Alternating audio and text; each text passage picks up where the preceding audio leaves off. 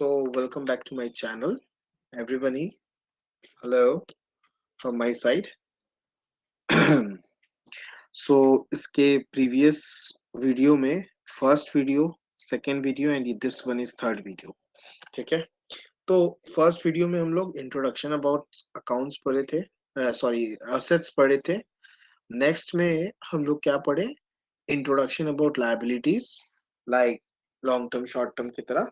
अब उसी से जुड़ी हुई, जैसे हम लोग उस दिन चार चीजों का जिक्र किया था मैंने सबसे पहले क्लास में. दैट इज असेट्स का जिक्र किया था हमने और लायबिलिटी का जिक्र किया था मैंने, राइट. तो अब ये दोनों चीज तो हो गया ना, राइट. अब क्या बचा है? Expenses and income. तो आज इस वीडियो में हम लोग ट्राई करेंगे, क्योंकि इसमें ज्यादा कुछ एक्सप्लेनेशंस का रहता नहीं है. ट्राई करेंगे कि इस वीडियो को बहुत शॉर्ट रखें और इनकम और एक्सपेंस दोनों को कवर किया जाए. Okay, so let's start our third video about assets, sorry, about expenses and income.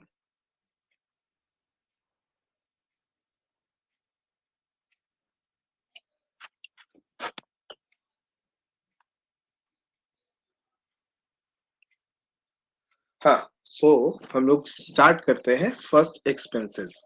तो एक्सपेंसेस को हिंदी में क्या बोलते हैं? खर्चा. अरे आप घर पे हो या ऑफिस पे हो या आपका बिजनेस है या आप घर संभालते हो, खर्चा तो सब जगह लगता है ना भाई. तो अब खर्चा क्या क्या हो सकता है? देखो, अगर ऑफिस है मेरा, वो भाड़ा पे है तो रेंट जाता है ना.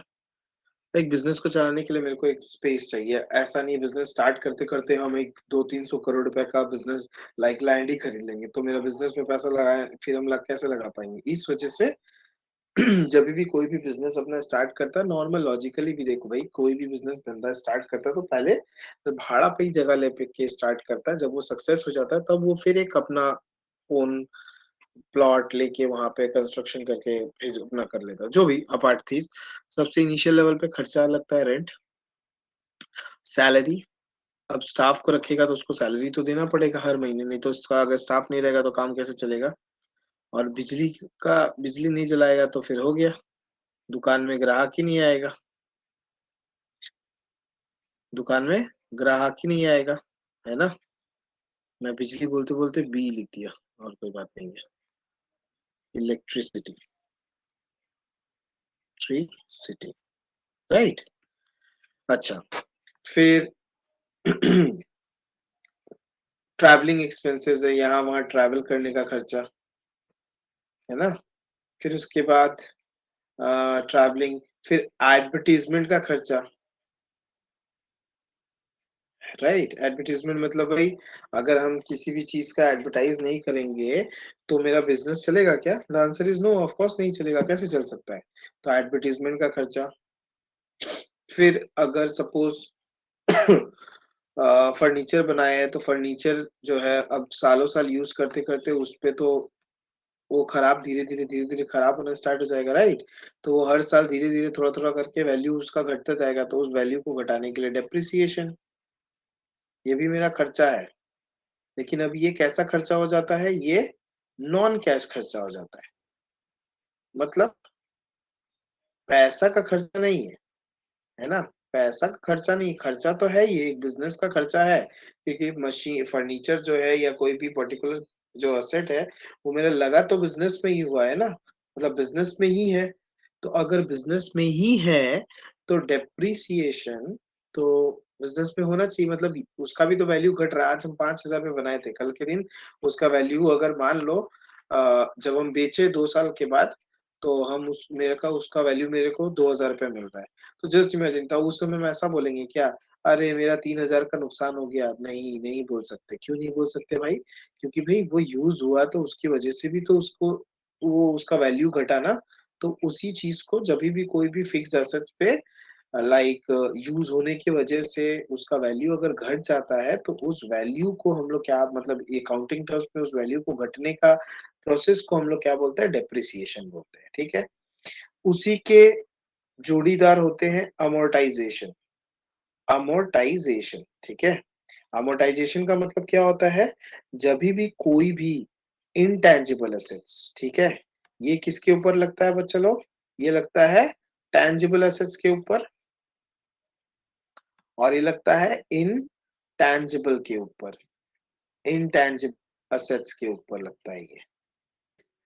इंटेंजिबल एसेट्स का एग्जांपल अपने फर्स्ट क्लास में पढ़े थे, that is goodwill, trademark, copyright, है ना? पेटेंट्स, ये सारे एग्जांपल अपन ने फर्स्ट क्लास में ही पढ़ा था और हम लोगों को इंटेंजिबल एसेट्स का हर एक चीज का बहुत अच्छे से और डीपली नॉलेज है हम लोगों को, राइट?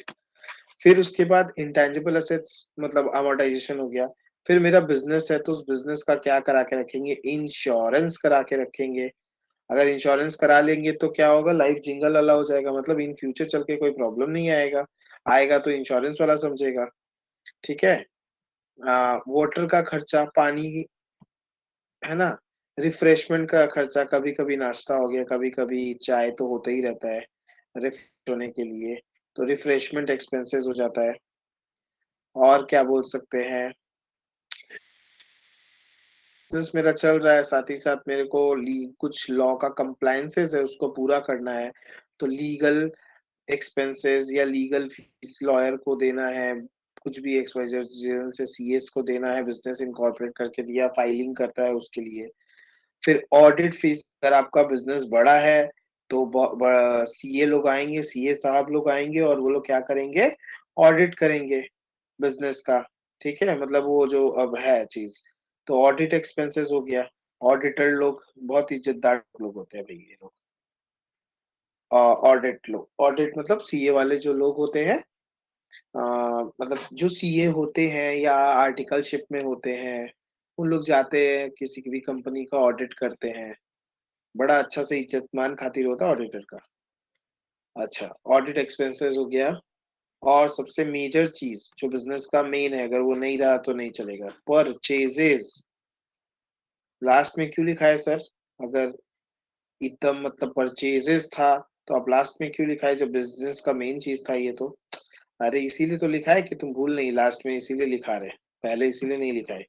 पहले लिखाते तो भूल जाता ना, इसीलिए इम्पोर्टेंट चीज़ लास्ट में बताओ, तो याद रहता है। तो परचेजेस, है ना? तो परचेजेस क्या होता है? अरे भाई अगर हम बिज़नेस कर रहे हैं, तो मेरे को बिज़नेस को करने के लिए मेरे को क्या खरीदना पड़ेगा? सामान खरीदना पड़ेगा, रॉ मटेरियल खरीदना पड़ेगा और रॉ मटेरियल जब खरीदेंगे, तभी तो हम बेच पाएँगे आगे या उसको बना के उसको प्रोसेस करके आगे बेच पाएँगे थर्ड पार्टी को। तो इसी चीज़ को ये इसीलिए ये मेन बिज़नेस का मेन पार्ट हो जाता है। ठीक है? कभी-कभी ऐसा होता है कि हम सामान मँगाए और वो सामान रास्ते में गिर गया। है ना? ए एबनॉर्मल लॉस आ रहा है, गोडाउन में गुड्स रखा है, जल गया, तो वो भी तो एक तरीके का लॉस है ना, पूरा का पूरा इंश्योरेंस कंपनी तो देगा नहीं पैसा, कुछ तो मेरे को भी लॉस उठाना पड़ेगा, तो वो लॉस। अच्छा, कभी-कभी डेटर को सामान बेचे होंगे, डेटर मतलब कस्टमर, और वो उससे पैसा पा रहे होंगे, रोज़ बोलता है कल देंगे, परसों देंगे, नहीं 2 साल बाद देंगे, 1 साल बाद देंगे, ऐसे करके बैड डेट। तो ये भी एक तरीके का क्या हो गया? लॉस आ गया। मतलब ये क्या है, ये जो यहाँ हम रिकॉर्ड किए इतने सारे आइटम्स को, ये एक तरीके का मोटा-मोटी बिज़नेस का जो खर्चा होता है, ये सारा खर्चा होता है मोटा-मोटी, और भी बहुत सारा एक्सपेंसेस होता है। वो जी धीरे-धीरे जैसे-जैसे आप लोग बड़े होते जाएँगे, अपने ऐज में नहीं, इस कॉमर्स के फील्ड में, लाइक अकाउंट्स के फील्ड में, अकाउंट्स में आप महारत जब हासिल करना स्टार्ट करेंगे धीरे-धीरे करके, तो आप लोगों को फिर और भी बहुत सारी चीज़ों को देख के समझना, कुछ 1-2 क्लास के बाद ये समझ, 1-2 क्लास क्या, एक नेक्स्ट क्लास में ही ऐसा-ऐसा चीज़ बता देंगे कि मतलब आपको पहचानना मुश्किल नहीं, ईज़ी हो जाएगा, नेचर के हिसाब से, है ना? तो वो चीज़ देखेंगे। तो ये सारा मोटा-मोटी एक्सपेंसेस है जो जनरली एक बिज़नेस में होता है। और भी बहुत सारा एक्सपेंसेस होता है, ऑफ कोर्स अब उसका लिस्ट हम लिखेंगे तो वो खत्म नहीं है, एंडलेस है। सो इसीलिए एक्सपेंसेस हम इतना पे रोकते हैं और इनकम की तरफ चलते हैं। अब थोड़ा खर्चा बहुत हो गया, अब कमाई की भी बात कर लेते हैं। क्या बोलते हो? तो इनकम के बारे में अपन बात कर लेते हैं, राइट? चलो कलर ही चेंज कर देते हैं इंक का, बहुत देर से ये यूज़ कर रहे हैं, राइट? देखो, सबसे पहला सेल्स, सबसे पहला सेल्स, है ना? सेल्स हमारा बिज़नेस का बहुत, बहुत, बहुत इम्पोर्टेंट हिस्सा होता है। अगर भाई माल बना रहे हैं और माल बना के बेचेंगे ही नहीं, तो पैसा कहाँ से आएगा? और पैसा तुरंत-तुरंत कैश नहीं भी आया, तो कभी ना कभी तो आएगा डेटर के रूप में, बिल रिसीवेबल के रूप में। अब अकाउंटिंग टर्म सुन के अच्छा लग रहा होगा, एसेट्स और लायबिलिटी के बारे में जानने के बाद, ये जो अभी मैंने कहा एकदम मस्त लगा होगा।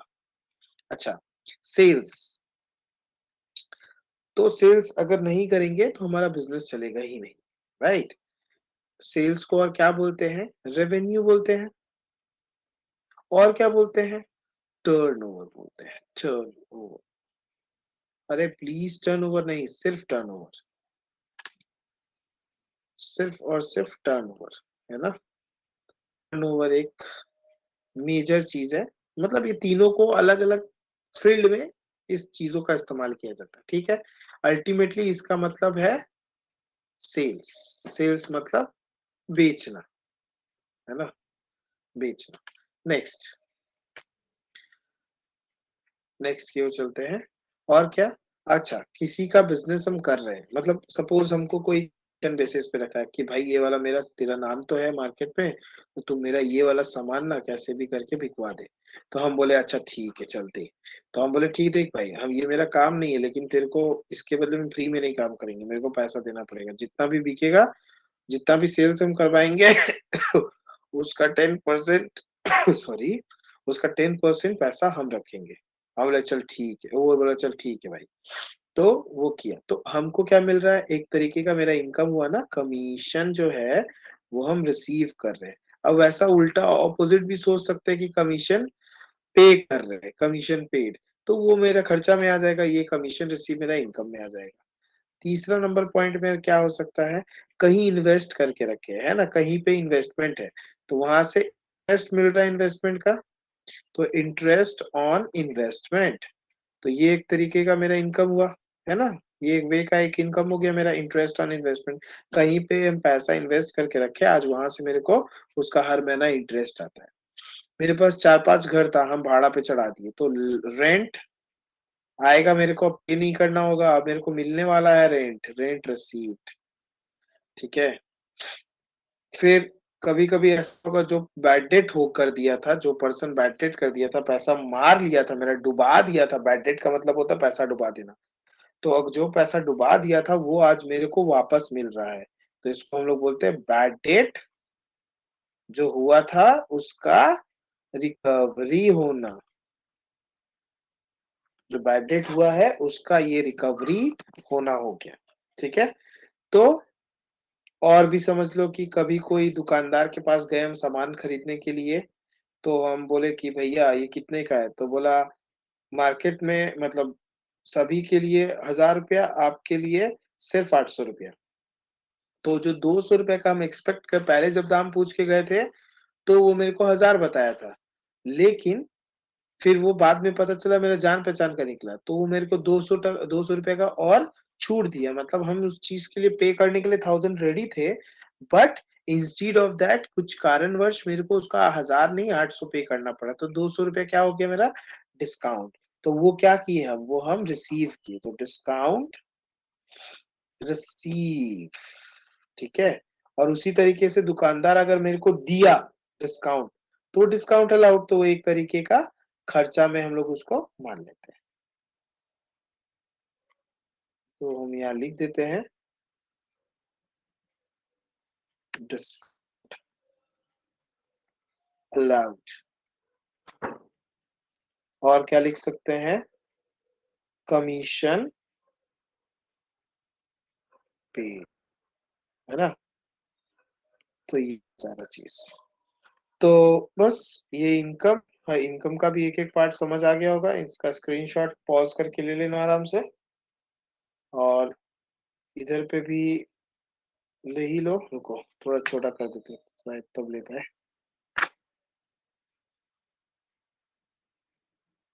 और छोटा कर देते हैं।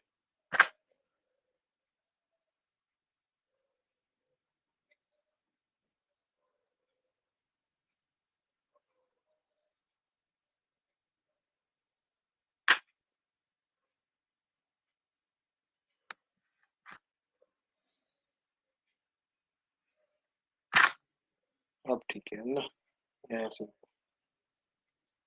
यहाँ से अब सही है, अब स्क्रीनशॉट ले लो, सही आ जाएगा सब कुछ। गुड। सो इस वीडियो में इतना ही। अब आगे जो वीडियो आएगा तो उसमें और मजा आएगा, और तूफान करेंगे और कुछ नया सीखेंगे, और अपने नॉलेज को एप्रिशिएट करेंगे। और क्या करेंगे, और एक काम, बस मेरा एक हेल्प करेंगे कि इस चैनल को अपने सभी दोस्तों में आग की तरह फैला दो, आग की तरह। ठीक है? और सब्सक्राइब करें और बेल आइकन को दबा देना, प्रेस कर देना, ताकि और भी जो आने वाला वीडियो रहेगा वो आप लोग को पहले से पता चल जाएगा, या जब भी वीडियो अपलोड होगा वो बेल बज जाएगा, नोटिफिकेशन आ जाएगा आपके पास कि हमारा वीडियो आया है चैनल से। ठीक है? तब तक के लिए बोलो हर हर Mahadev, tata, bye bye, next video में मिलते हैं।